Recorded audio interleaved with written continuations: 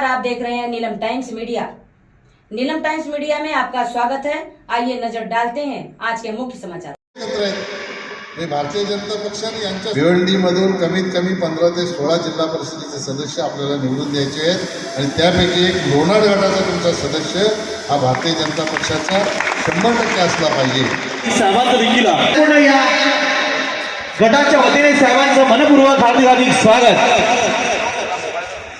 Welcome, सुस्वागतम आजच्या ह्या कार्यकर्ता मेळावा प्रेमपूर्वक आदरपूर्वक सहर्ष हार्दिक स्वागत आहे।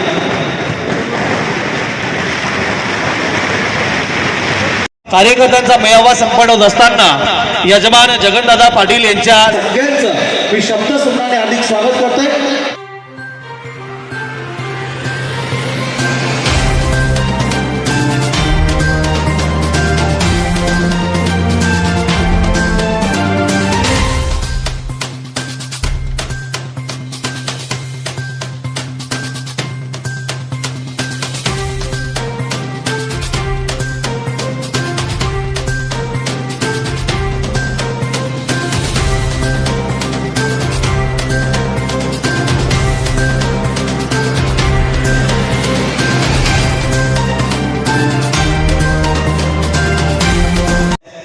सन्माननीय व्यासपीठ बालेकिल्ला हा पहिल्यापासून म्हणजे प्रत्येक वेळी या ठिकाणी कार्यकर्त्यांच्या माध्यमातून एक चांगलं संघटन या ठिकाणी झालेलं होतं आणि मला वाटतंय आपल्या गटावर भाजपाचे ज्येष्ठ नेते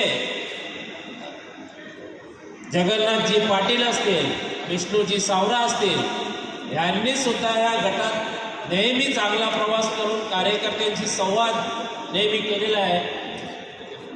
दिवस बदलतात तसं त्याप्रमाणे परिस्थिती बदलत जाते। आता या ठिकाणी हळूहळू भाजपासाठी मागील काळात जिल्हा परिषद गटातील आपली जी सीट या ठिकाणी ठरली तेव्हा निश्चितच अनेक कार्यकर्त्यांच्या मनात वेगवेगळे संभ्रम होते, विषय होते, त्यानुसार काही घटना घडल्या असतील। पण मित्रांनो, आताच तुकाराम बजागेंनी जे सांगितलं की कार्यकर्त्यांनी नेहमी कमळ हा विषय समोर ठेवून आपल्याला एकच लक्ष कमळ, जेव्हा तुम्ही जिल्हा परिषद सदस्य तुमचा निवडून द्याल येथून तर आपल्या गटाचा विकास हा त्या माध्यमातून होत असतो, एका व्यक्तीच्या माध्यमातून होत नाही।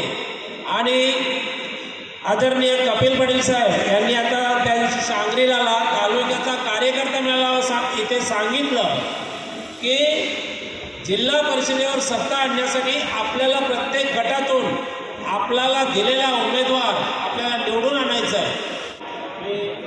येथेच आपल्या कार्यकर्ता मेळाव्यात इथेच थांबतो। जय हिंद, जय महाराष्ट्र। पी.के. म्हात्रे, देवेश पाटील, यशवंत सोरे, दशरथ बजागे, तुकाराम बजागे, एकनाथ दळवी, भगवान केने, दशरथ मोगरे, नामदेव पाटील, विश्वजित केने, गणेश पाटील, अभिमन्यू पाटील, सुभाष भामरे, शरद घोडे, ह्या गटातील सगळे प्रमुख कार्यकर्ते आणि ज्याने आपल्याला सगळ्यांना आमंत्रित केलेलं आहे ते पाटील, त्यांचे सर्व सहकारी। काय डाड्या वाजवायच्या माहिती आहे का? हा हे मालकरी तरी आपल्याला खायला घालतो चिकन करी आणि मटन करी, बरोबर? म्हणजे टाळ्या वाजवायला पाहिजेत की नाही? तर मी असा विचार केला की आपले दशरथ बजागे मामा का आलेत, ते मालकरी आहेत, बरोबर? कार्यक्रम ठेवणारच मालकरी, त्याच्यामुळे दुसरा मालकरी इकडे आहे। भगवान पण मालकरी आहे, भगवानचा भाऊ मालकरी।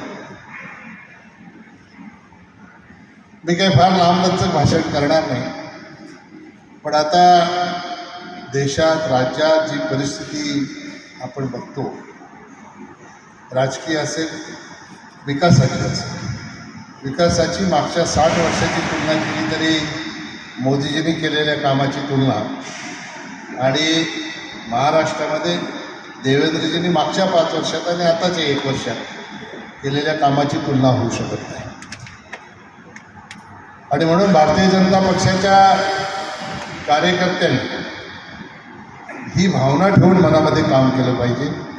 मी परवा मुरबाडला सांगितलं, पक्ष माझा स्वाभिमान, पक्ष माझा अभिमान, पक्ष माझा श्वास आणि पक्षच माझा विश्वास.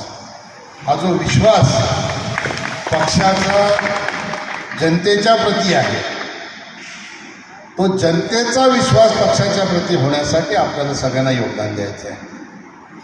आणि म्हणून जिल्हा परिषदेच्या पंचायत समितीच्या निवडणुका आलेल्या आहेत. आता हे मला वाटतं 400-500 लोक तरी असतील. 500 लोक उभे राहू शकतात का? नाही राहू शकत. जो कोणी उभा राहील, ज्याला पक्ष उमेदवारी देईल, आपणच सगळे उमेदवार आहोत अशा प्रकारची भावना ठेवून आपल्याला भविष्यामध्ये काम करायचं आहे. मी सांगलीला सांगितलं, तुम्ही सगळ्यांनी ऐकलं, काही लोक आले नसते. मी सांगितलं की जिल्हा परिषदेची स्थापना झाल्यापासून ठाणे जिल्हा परिषदेवर भारतीय जनता पक्षाचा झेंडा कधी लागला नाही. ही आपल्याला आता संधी आहे. राजकीय परिस्थिती अशी निर्माण झालेली आहे. महायुती होईल नाही होईल, करतील नाही करतील तर आपला भाग नाही आहे. केली तर महायुतीतून, नाही केली तर आपण स्वतंत्र. हा निर्णय त्यांचा आहे. आपला खालून प्रयत्न आहे, आपण सगळ्यांनी एकत्र येऊन लढलं पाहिजे, सगळ्यांना सोबत घेऊन लढलं पाहिजे. कारण कार्यकर्त्याची भावना अशी असते, तुम्ही लोकसभा युतीत लढता, विधानसभा युतीत लढता, आमची निवडणूक येते तेव्हा युतीत ओढून टाकते. म्हणून आपली सगळ्यांची भावना अशीच आहे की महायुतीमध्ये ह्या निवडणुका व्हाव्या. पण हा निर्णय करणं आपल्या हातात नाही. आपले राज्याचे तिन्ही नेते आहेत, सन्माननीय मुख्यमंत्री आहेत, सन्माननीय प्रदेशाध्यक्ष रवींद्र चव्हाण आहेत आणि एकनाथ शिंदे साहेबांनी अजितदादा पवार आहेत. हे काय निर्णय करायचा तो करतील, तो निर्णय करतील त्याच्याप्रमाणे आपल्याला पुढे जायचं आहे. आणि जो निर्णय करतील तो निर्णय. भिवंडीमधून कमीत कमी 15 ते 16 जिल्हा परिषदेचे सदस्य आपल्याला निवडून द्यायचे आहेत आणि त्यापैकी एक लोणार गटाचा तुमचा सदस्य हा भारतीय जनता पक्षाचा 100% असला पाहिजे. याच्यासाठी आपल्याला सगळ्यांना योगदान द्यायचं आहे. पी के मात्रने मगाशी उल्लेख केला की मागचा पण नाही, ते त्याच्यापेक्षा जोमाने आपल्याला पुढे न्यायचं आहे. कारण असं जगन लढला एकत्र आहेत. हे भारतीय जनता पक्षाने यांच्यासोबत आलेली जी शिवसेनेचे कार्यकर्ते आहेत, हे सगळे आपण एकत्र सोबत आहोत. युती झाली तर त्यांची संख्या अजून असेल. हे आपल्याला ह्या गटामध्ये निवडून यायला काही अडचण नाही. पण तरी जी गेल्या अनेक वर्षापासूनची राजकीय परिस्थिती आहे, अशा ठिकाणी आपल्याला फोकस करून येणारी जिल्हा परिषद निवडून येणार आहे. पण ते अजून जास्त मताने कशी निवडून येईल याच्यासाठी आपल्याला सगळ्यांना योगदान द्यायचं आहे. तुमच्या सगळ्यांना भूक लागली असेल, मी बरोबर भाषण कशाला ठेवली होती, आधीच उशीर झाला. मी पण घराकडे निघालो होतो. त्यांनी सांगितलं की थोडे अजून माणसं जमले की फोन करतो. मी बबलूला सांगितलं तू जाणार हो, मग मी जातो घरी. पुन्हा फोन आला म्हणून परत आलो. तुमच्या प्रेमापोटी पुन्हा यावं लागलं मला या ठिकाणी. तर वेळोवेळी ज्या काही सूचना मिळतील त्या सूचनांप्रमाणे निश्चितपणाने आपण जर काम केलं तर मला विश्वास आहे की तुम्ही असं समजू नका की आपल्याकडे 21 जागा आहे. जिल्हा परिषद जर आपली निवडून आली की इथून येणारा माणूस हा पदाधिकारी पण होईल. त्या 6 पदाधिकारी होणार आहे आणि सगळ्यात जास्त जागा भिवंडीमध्ये आहे. हे भिवंडीला जेव्हा पदाधिकारी होतील तेव्हा 2 पदाधिकारी होतील. आणि म्हणून आपल्याला संधी आहे इथून काम करण्याची, जिल्ह्याला ती जिल्ह्याची काम करण्याची संधी तुम्ही तुमच्या हातातून घालवू नका. अशा प्रकारची सूचना आपल्याला करतो. मला वाटतं हा भाग आता खूप जास्त डेव्हलप झालेला आहे. मी आता बघितल्यानंतर बापगावचा नाका आमच्या मानकुली नाक्यापेक्षा चांगला दिसतो. तर मानकुली नाक्यावर असं विकास झाला पण तो उघड असा मेन नाक्यावर. तुमच्याकडे चांगल्या ब्रिज ओलांडल्याबरोबर चांगल्या सुंदर बिल्डिंग झालेल्या आहेत. पुढे आलो अजून पुढे आलो की अजून पुढे चांगल्या बिल्डिंग झाल्या.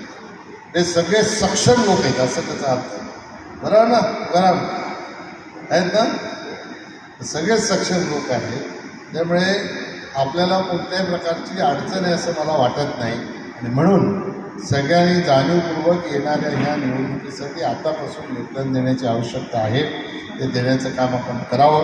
आज आपण एकत्र आहोत, तसं जेव्हा जेव्हा तुम्ही एकत्र याल तेव्हा एकच ध्यास ठेवला पाहिजे की ह्या गटातली जागा आपल्याला जिंकायची आहे आणि जिल्हा परिषदेवर पाठवायची आहे. जी आपल्याला जिंकलेली जागा आहे ती परत आपल्याला मिळवायची. उद्या आता हे उभाटामधून आपल्याकडे आहे. उभाटावाल्यांनी असा विचार करायला नको की आमची जागा आहे ते आम्ही घेणार. ते आपल्यासोबत आल्यामुळे पुन्हा ती जागा भारतीय जनता पक्षाचीच निवडून आली पाहिजे. याच्यासाठी सगळ्यांनी योगदान द्यावं अशा प्रकारची सूचना आपल्याला मी करतो. आणि आता काही गटांनी काही शुभेच्छा देतात. श्रावणाच्या शुभेच्छा सगळ्यांना देतो. श्रावणाच्या शुभेच्छा देतो आणि थांबतो. जय हिंद, जय भारत, जय महाराष्ट्र. समाचार देखने के लिए नीलम टाइम्स मीडिया को सब्सक्राइब करें, लाइक करें, शेयर करें। धन्यवाद।